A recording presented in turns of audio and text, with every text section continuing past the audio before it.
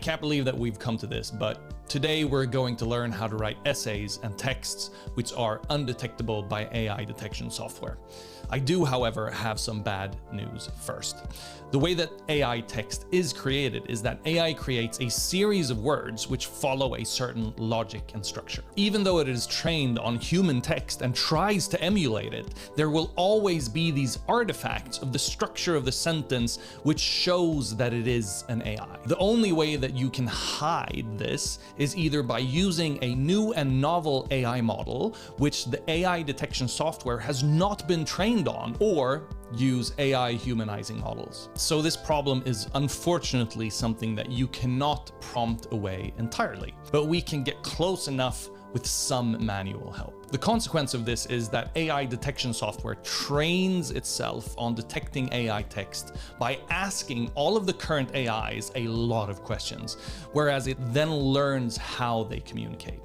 It's like if you and I got to talk for 10 years straight, but we compressed it into a couple of days. I would in that case be able to know pretty much every single detail, every tone that you use, and every way that you structure your sentences. Now, what about AI humanizing text? Well, it does the same thing, but in reverse.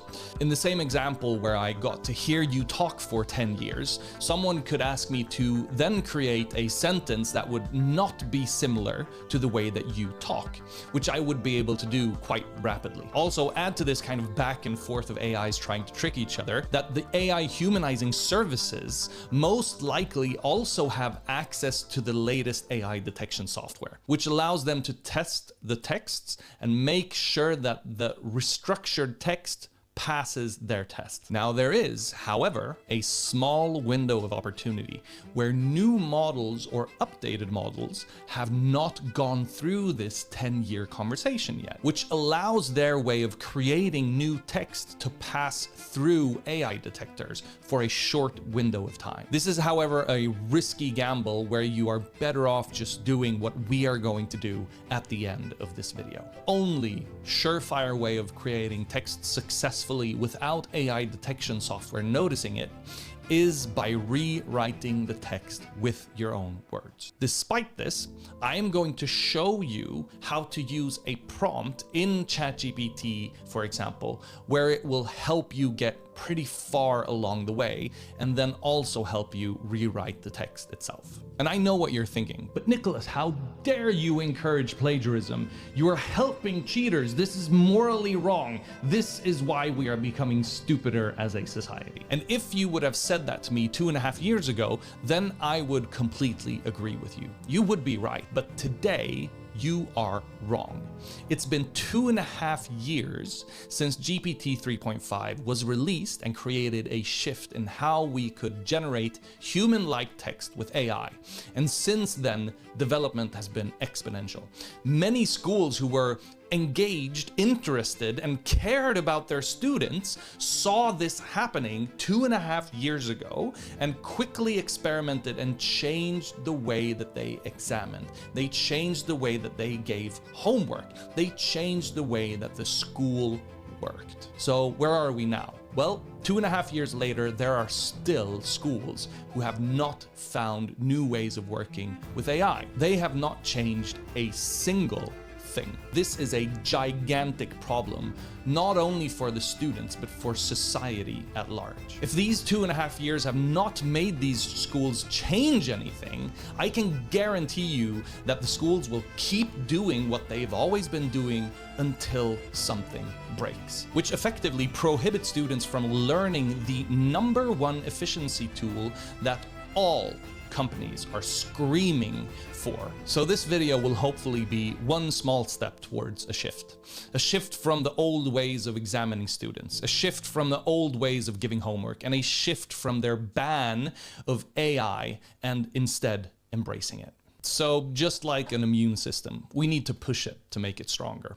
So if you want to do the right thing, show these tools to your teachers, show this to your colleagues, show them how easy it is to cheat, to make humanized text, to make text undetectable by any tool, and make them change how the curriculum is set up. Because if they haven't done it after 2.5 years, something needs to change, and you need to be the change you want to see. So this was my 5 cents of why I think this is important.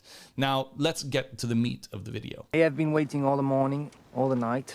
So there are plenty of free tools out there which both detect AI written texts, which teachers use and think that they work, which they don't if you know how to fool them, as well as free tools which take AI written text and humanize them and make them undetectable of these AIs. These free tools are quite limited in how much you can use them, so you need to pay. So I have actually created a prompt which helps you in ChatGPT to humanize the text without any limitations, but it does require you to do some manual changes, because without that, you will actually be detected by AI detectors. So first off, I thought that I would show you the AI detectors and the AI humanizing services that are out there. So the main services that are out there that many schools and teachers use are the 3 largest ones, and I can show you them right now. So they are, first and foremost, GPT-0, which is a free tool. It's originality.ai, which is also very, very good.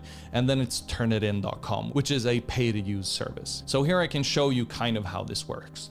So here I've created a half of a page of AI generated text by ChatGPT 4o about Napoleon Bonaparte's life. So if we just copy this text and we paste it into GPT-0, we can scan this text and it will 100% tell us that this is AI generated. And the way that it sees this is that there are some key sentences that it can absolutely be sure is AI generated and not humanly generated. So here you can see the most AI sentences, as it says. What that is born on the island of Corsica, he received military training in France and quickly proved himself as a brilliant strategist. This sentence completely gave the text away. Also, if we use the same text in originality.ai and we scan the text, it will also tell us with 100% confidence that this is AI generated. Now, if you want to create text that seems to be human, you do not have to pass to a 0% chance of AI. You don't even have to get down to 50%. Getting down to around 60, 70, 80% is enough to pass. Also, these AI detection tools very often take completely human generated text, which I myself have created. I ask it if it's AI generated and it tells me that with 70% likelihood it is AI generated. And I've done this plenty of times and it still gives me like 60, 70, 80%, even though it's 100% human written. So it doesn't always give you like the correct likelihoods, but when it's 100% sure, that's kind of what you want to get rid of. So a way that you can actually create humanized text is by using the AI humanizers that are out there. And there are a couple of services. Most of them have like a free limited use and then a payment plan that you can follow. So 2 of them are either grubby.ai and humanizeai.pro. And the way that these work is pretty much the exact same way that the AI detectors work. You take AI generated text, you paste it into the service, you ask it to humanize the text, and then it will start to process the text and rewrite it for you so that it seems more human. So here you can see that it created some humanized text, and now we can actually take this text, which is the pretty much exact same length. We go back to GPT-0, for example, and we paste in the new humanized text. We scan this text, and what we will see is that it thinks that this is now human text. What this entails is that these kind of AI humanizers and the AI detectors, they are in a constant state of war in between each other, trying to one-up each other in understanding how the AI humanizers are humanizing text, so the AI detectors change their algorithm, and they will just keep on doing this for ages. On top of this, since the foundation of why this is happening is that they are trying to change the way that ChatGPT, for example, communicates and tries to take away or detect the way that that tool works, that tool will never be safe for you to use when you're generating text. So if you want to do this for free, you have to manually change your text. So either you can do this from the start with the text, changing the sentences, changing the way that the flow works in the text, or you can use a prompt which helps you get a couple of steps there. So I have actually created a prompt for you, which you can use to help you get halfway there. And that prompt is the following. What this essentially does is that I have a bunch of different instructions to instruct it to sound more human. So it has to do with, I want it to be written as clearly and concise and straightforward and succinct as possible. Don't use too long sentences, have more perplexity and burstiness. I want you to create vivid and uncommon verbs, but avoid adverbs and adverbial phrases. Use a conversational tone. And this is kind of also the instructions that it's going to follow. So first off, we send this prompt to ChatGPT and it will read through the prompt and then it will tell you that I have understood the instructions. Please give me the text that you want me to change. And then we're going to paste the text that we want it to change, and then it's going to rewrite it for us. And there is a lot of different instructions here. I want it to don't use like very ChatGPT-ish words. So there are some words which are very ChatGPT-like. So game-changing, unlock, master, skyrocket, revolutionize, realm, delve, embark, a testimony to, and the landscape of. I don't know how many times I've heard ChatGPT tell me that there's a landscape of something. So what we do now is that we send this prompt to ChatGPT and it will think through this and it will say, now got it, send me the text and I'll rewrite it to sound more natural, engaging, and human-like. So then we have our Napoleon text here, right? We copy that text and now we paste it to ChatGPT.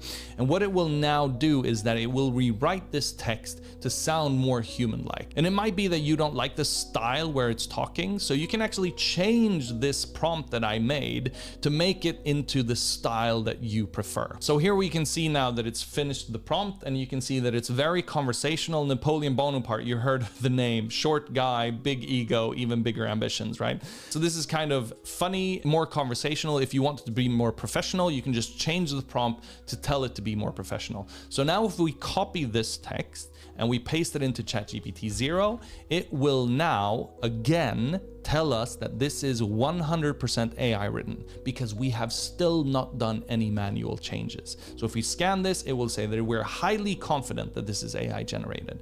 So what we need to do now is that we need to open up Word and we need to paste this text into Word where we need to start using our little magic fingers to actually do some typing.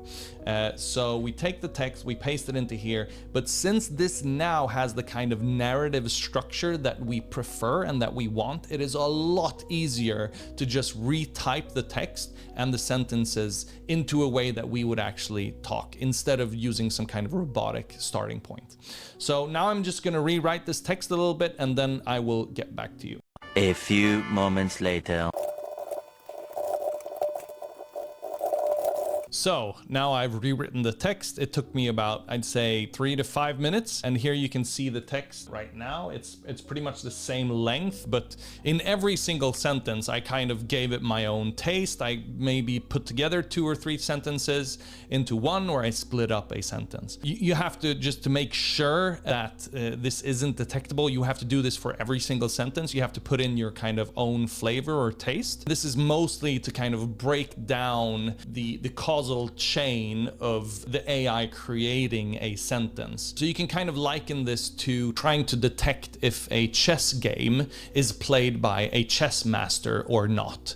So if I had a bunch of different chess games and I had the result of them in every single move, I could determine if a person is a master or not, just based on every single move.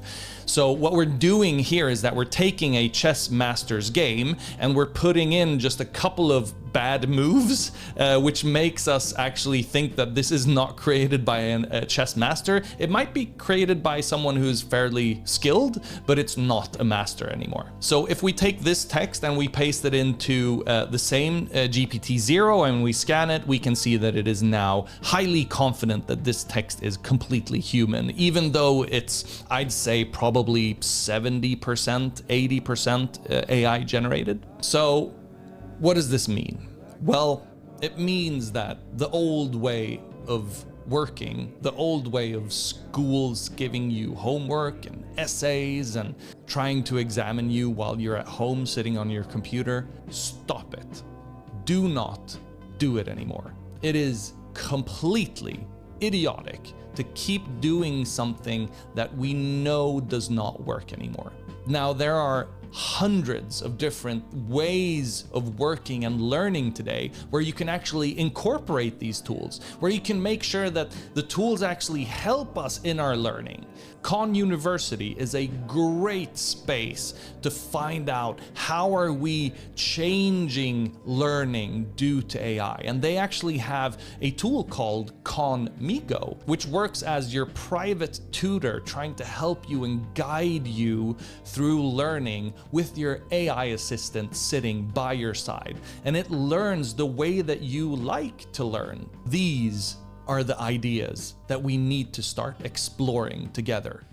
We are not allowed in this moment to keep doing what we did 2.5 years ago. So once again, I encourage you, show this video or show the tools that I just showed you to your teachers. Show them how easy it is and make them make a change. If you want the prompt that I used here, add me on Instagram, send me a DM asking me for the prompt, and I will send it to you free of charge. No newsletter, no nothing. You'll just get the prompt in the DM in Instagram. And if you have any other questions or thoughts, please contact me. And also, don't forget to subscribe and like this video. And I will have a couple of more tutorials on how to use prompting more efficiently, how to use the different tools later on. And I'll see you in those videos. Thank you.